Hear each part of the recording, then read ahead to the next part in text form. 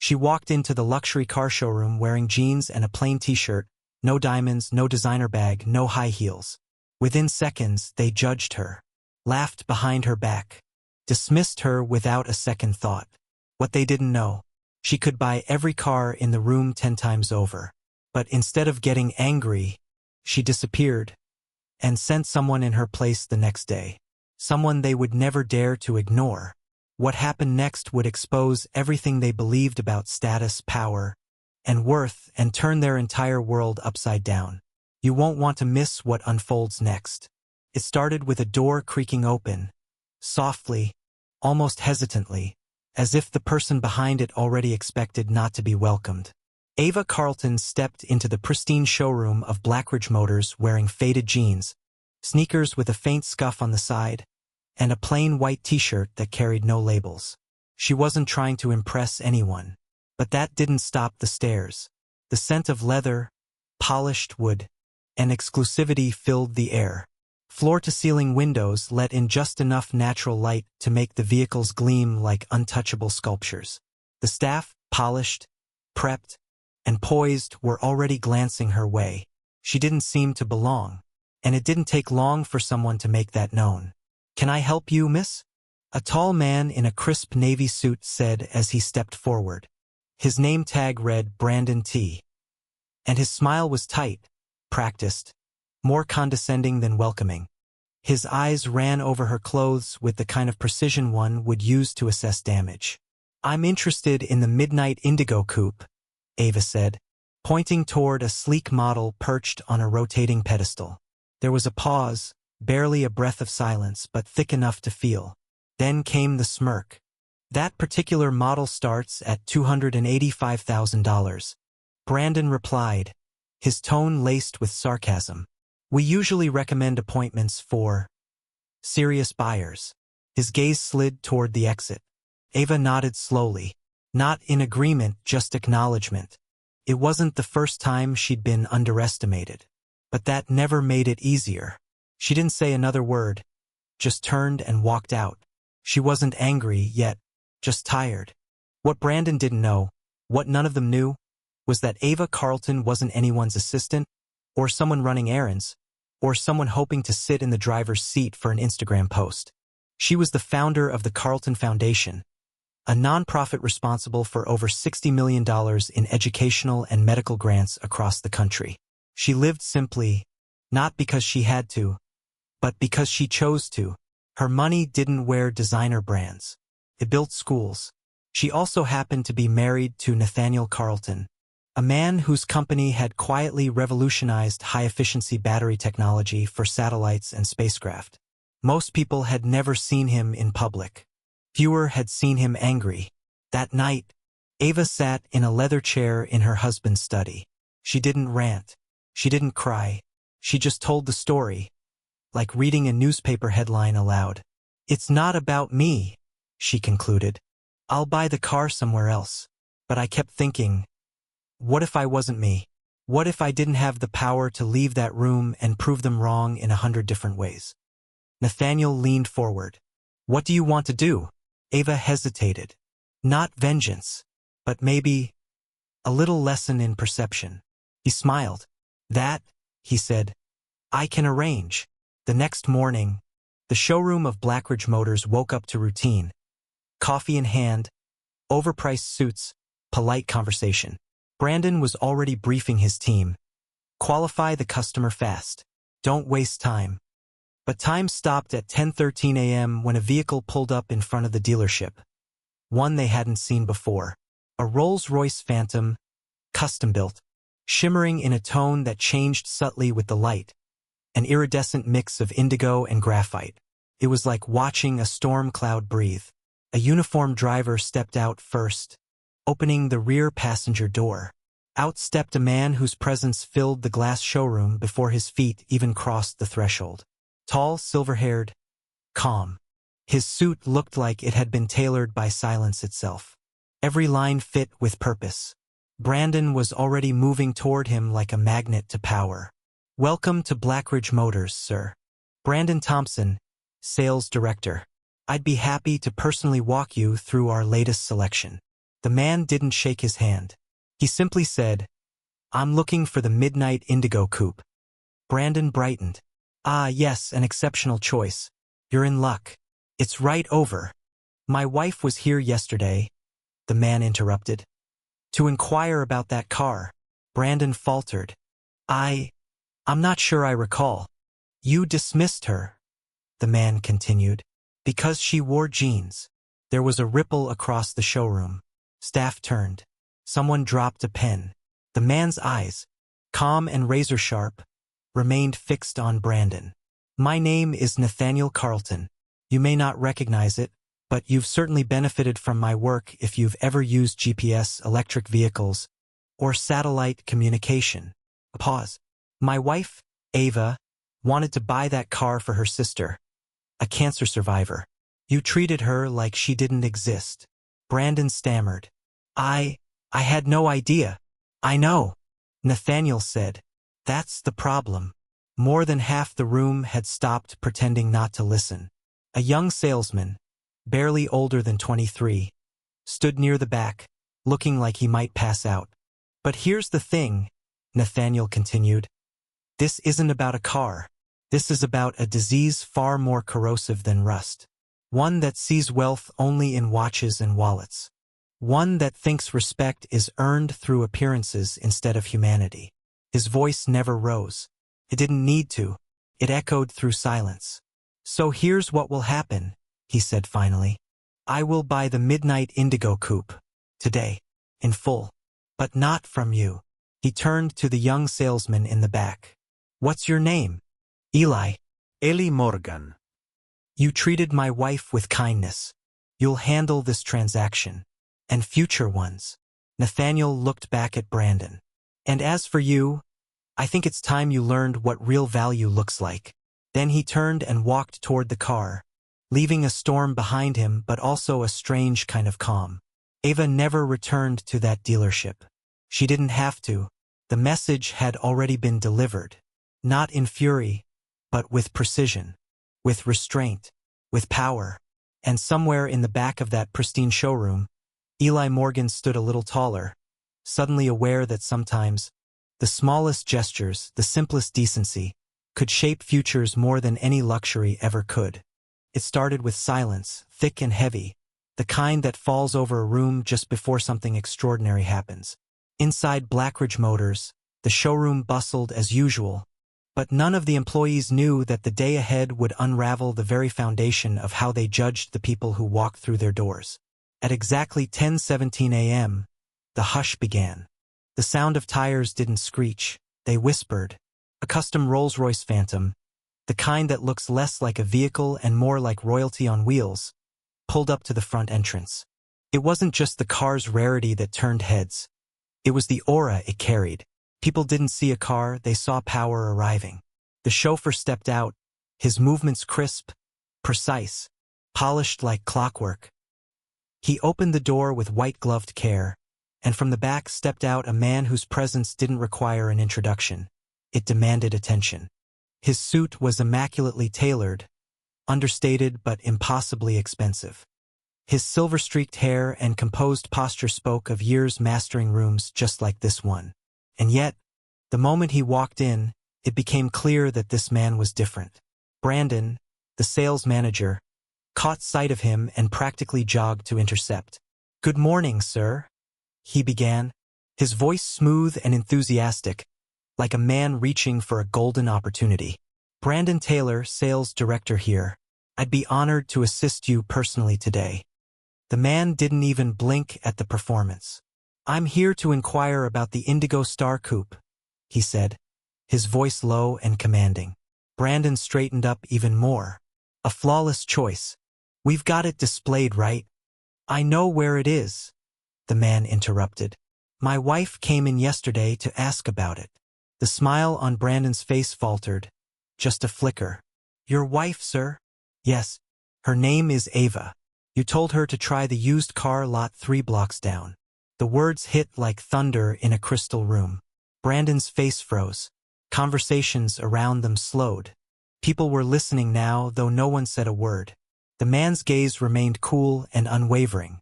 My name is Nathaniel Carlton. You dismissed my wife because she didn't wear a brand name across her chest. Because she walked in without a watch that costs as much as a house. You saw a woman in jeans and made up your mind. Brandon tried to recover. Mr. Carlton, there's no misunderstanding, Nathaniel said, cutting through the air like a scalpel. You decided her worth in less than a second. You chose to see nothing instead of someone.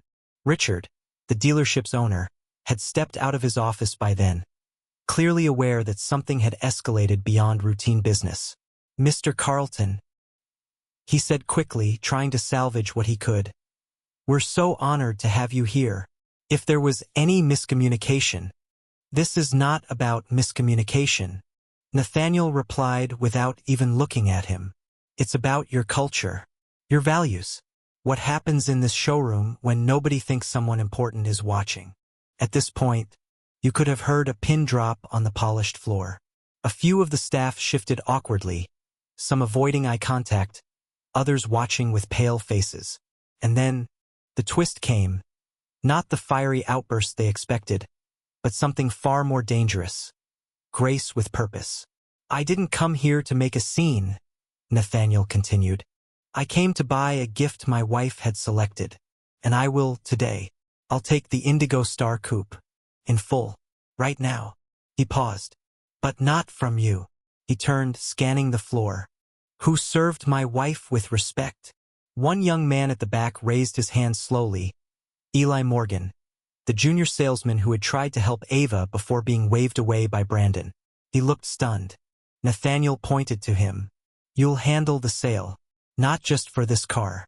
For every future transaction I bring your way. Brandon's mouth opened, but no sound came out. He looked like a man who had prepared his whole life for performance, only to forget the lines when it mattered most. But Nathaniel wasn't finished.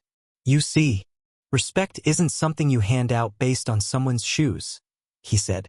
It's not earned by wealth or signaled by a tailored suit. It's given freely or it's not real at all. What my wife experienced here was a culture problem. And the culture always comes from the top. Richard tried again. Mr. Carlton, please, let us fix this. You can start, Nathaniel said, by attending the Carlton Foundation's gala next month as a sponsor. And Brandon, you'll attend too. He turned back to Brandon. But not as a guest. Brandon swallowed. You'll be a volunteer. You'll help children who don't walk the same way as others, don't speak the same way, don't look the way society tells us is valuable. You'll help set up chairs, serve food. Listen, really listen. A nervous murmur spread through the showroom.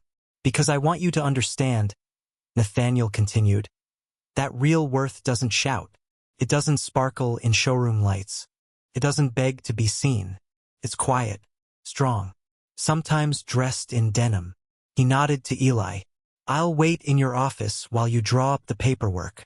And just like that, he turned and walked away. The floor that once sparkled now felt like it burned beneath Brandon's shoes. He looked around, but no one rushed to save him. Because the truth had landed too clearly. His actions had spoken louder than any pitch he'd ever made. Eli, still slightly stunned, followed Nathaniel toward the back office, while Richard stood frozen, replaying every smug nod, every dismissive glance they'd allowed to flourish in their dealership. Nathaniel's voice echoed in their silence long after he left the showroom floor. Not because it was loud, but because it was right. And when righteousness walks in wearing patience and a suit that doesn't scream but whispers, people remember. By the time the door closed behind him, no one cared what car he bought. They were too busy questioning who they had become. Some transformations don't come with fanfare. They begin in silence. Uncomfortable, humbling silence that settles into a person like cold water soaking through to the skin. That's exactly what Brandon Taylor felt as he stood in the back corner of the Carlton Foundation Benefit Gala. No longer the confident sales manager of Blackridge Motors, but a volunteer in a plain Navy event polo, adjusting chairs and guiding guests to their tables. No custom suit. No clipboard of high-end clients. Just a name tag that said, Brandon, Event Support, and a lingering ache in his chest that hadn't gone away since Nathaniel Carlton walked out of the dealership and handed him a mirror instead of a punishment. The venue was grand, marble floors, cascading lights, music that whispered elegance. But it wasn't the decor that made the event unforgettable. It was the atmosphere. There was no competition here, no subtle checking of labels or whispered judgments. The guests weren't celebrities or CEOs. They were children in wheelchairs, parents with tired eyes and brave smiles, and volunteers guiding them gently through the ballroom. These were people who lived at the edge of comfort, yet carried more strength than Brandon had ever seen in a boardroom. He found himself helping a boy named Mason, a 10-year-old with spina bifida whose grin could melt stone, navigate the gala floor in his custom chair. "You're new," Mason said, looking up at him with curiosity. "You don't look like the usual helpers." Brandon smiled, awkwardly at first. "Yeah, I'm still figuring it out." "Well, you're tall," Mason observed. "That's useful. You can reach the cupcakes." Brandon laughed, genuine this time, and nodded. "All right, first mission. Cupcakes." That exchange should have been simple, forgettable. But it stayed with him. For the first time in years, he wasn't selling anything. He wasn't performing. He was just human. And that stripped-down version of himself was learning more in a single night than he had in a decade of corporate training. Across the room, Ava Carlton stood in quiet elegance. A soft blue dress, no jewelry except her wedding band. Her poise wasn't showy, but undeniable. She moved through the crowd like she belonged to the place, not above it. When she finally crossed paths with Brandon near the donation booth, there was a moment where neither of them spoke. She wasn't there to gloat, and he wasn't there to beg. "How's the experience treating you?" she asked. Brandon hesitated. "Honestly, it's difficult, but not for the reasons I thought. It's not the work. It's looking around and realizing how much I've ignored, how many people I've misjudged, how far off I've been about what really matters." Ava studied him, not with suspicion, but with quiet appraisal. "Mason likes you," she said. "That's not easy.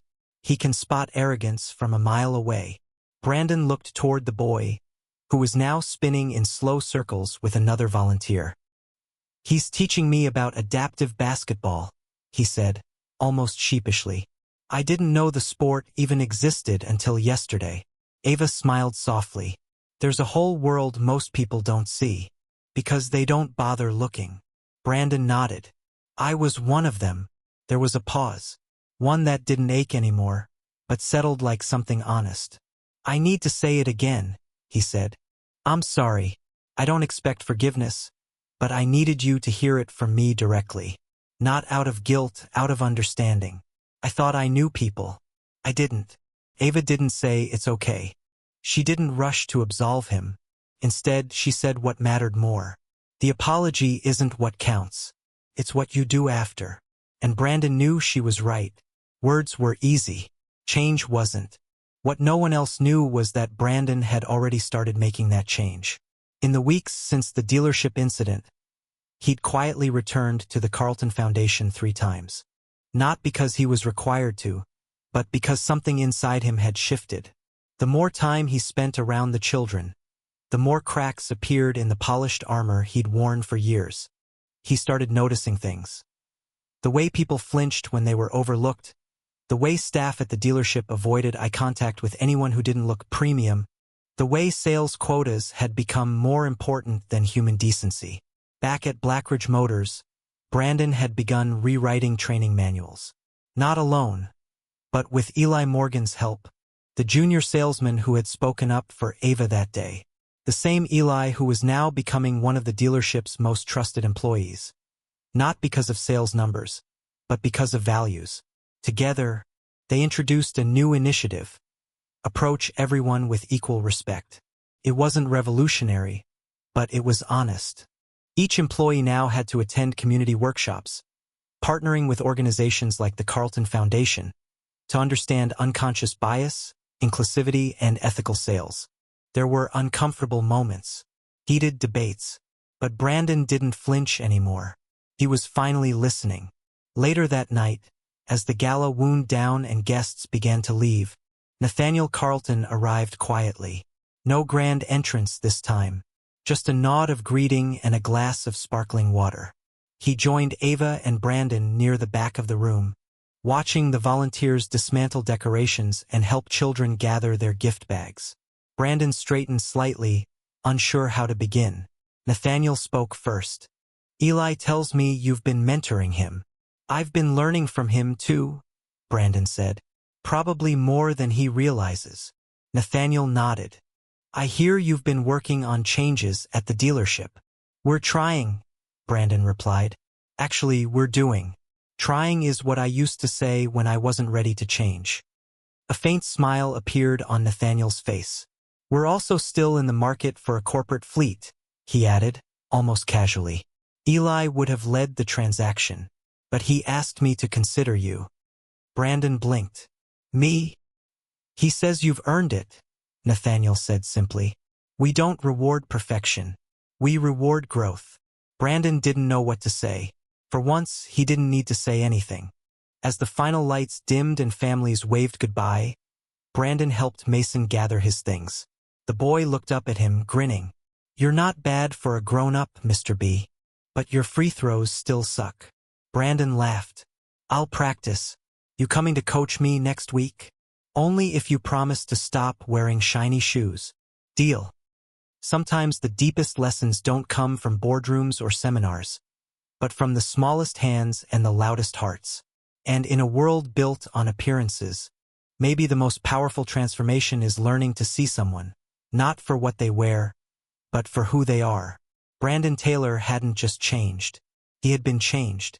And that made all the difference. Every person has a moment that defines who they become.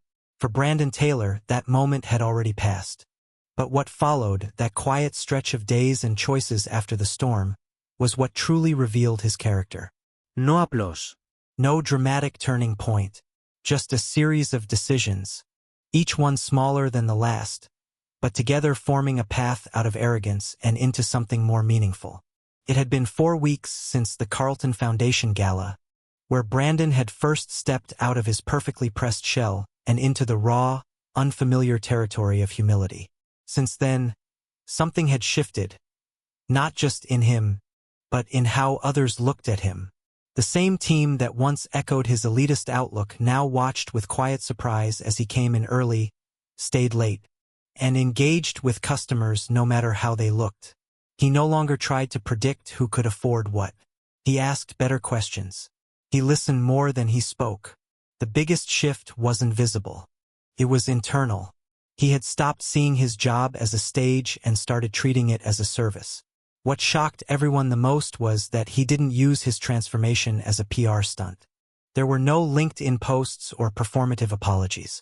No sudden speeches in staff meetings about new directions. Instead, he brought donuts on Mondays. He asked junior staff if they needed help. He started holding quiet, one-on-one sessions to explain policies and train the newer hires, not just in sales technique, but in empathy. And when customers came in wearing old jackets or asking nervous questions, he treated them with the same warmth he'd once reserved only for high rollers. Even Eli, who had once viewed Brandon as the very embodiment of corporate pride, now spoke of him with something close to respect. They had formed an unlikely partnership.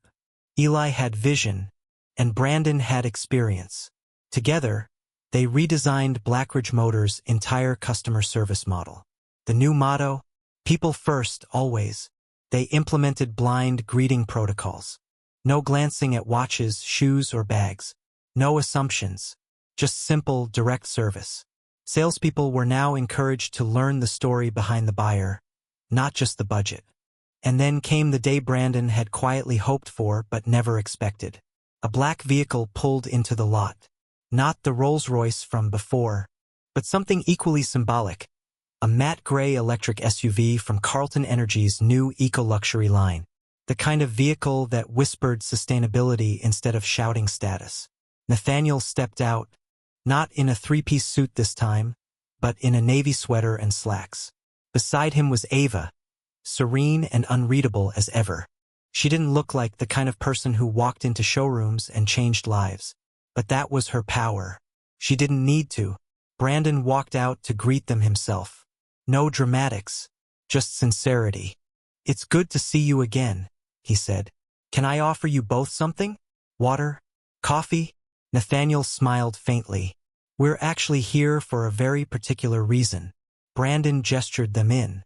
"Whatever it is, I'll do my best." They sat in one of the more modest offices, Brandon's choice. No glass walls, no framed sales trophies. Just a desk, 2 chairs, and a small photograph of Mason, the boy in the wheelchair, stuck in the corner of the computer monitor. "We're looking to replace a few of our transport vehicles," Nathaniel began. "For the foundation, accessible models, custom built, and," he glanced at Ava, "we'd like to handle that transaction through you." Brandon was stunned. I thought Eli." "He's part of it," Ava said softly. "But he suggested you." Brandon took a moment before responding. "That means more than I can say." Nathaniel leaned forward slightly. "This isn't a test. And it's not a reward. It's trust. You've changed. We see it. More importantly, people around you feel it." Brandon exhaled slowly. "I've had a lot to think about these past few weeks. Everything I used to believe about success, it was all image. It had nothing to do with meaning." Ava tilted her head. "What do you believe now?" Brandon didn't answer right away. Instead, he turned toward the window, watching a young man outside hold the door open for a mother pushing a stroller. "That real success," he said finally, "is invisible. It's how people feel after they've met you. It's who they become because of how you treated them." Nathaniel smiled. "That's exactly why we're here." Later that afternoon, the contract was signed. Not just for a few cars, but for a long-term partnership with the Carlton Foundation. Brandon wouldn't be handling everything, of course. Eli was leading operations. But Brandon had earned a seat at the table. Not because of who he used to be, but because of who he was becoming. A few weeks later, Blackridge Motors unveiled a new showroom feature. A community corner, showcasing vehicles donated or custom-built for charitable programs. Photos lined the walls. Children with mobility aids, families receiving keys to their first adapted vans, volunteers loading equipment for outreach trips. And at the heart of it all was a quote chosen by Brandon himself. "Value is not what you drive. It's how far you're willing to go for someone else." Customers noticed. So did the staff. Sales didn't dip, they soared. Not because of flashy gimmicks, but because the dealership finally felt like a place where anyone could belong. Brandon's world was smaller now, less about prestige, more about presence. He no longer chased recognition, but it came anyway. People trusted him. Not because he wore the right suit or spoke the perfect pitch, but because he listened, because he cared, because he changed. One morning, while helping a young couple compare 2 family-sized models, Brandon felt a tug at his sleeve. Mason had come to visit the showroom with his parents. He wore a Boston Celtics jersey and a mischievous grin. "You still suck at free throws," the boy said. Brandon chuckled. "Still practicing." "Good," Mason replied, "because I told my class you're my friend now. Don't embarrass me." That one sentence hit harder than any performance review ever had. Because in the end, what mattered most wasn't how many cars he sold or what titles he earned. It was whether someone like Mason, someone honest, unfiltered, and real, thought he was worth believing in. And that, at last, was a title Brandon wore with pride. One that couldn't be bought, only earned.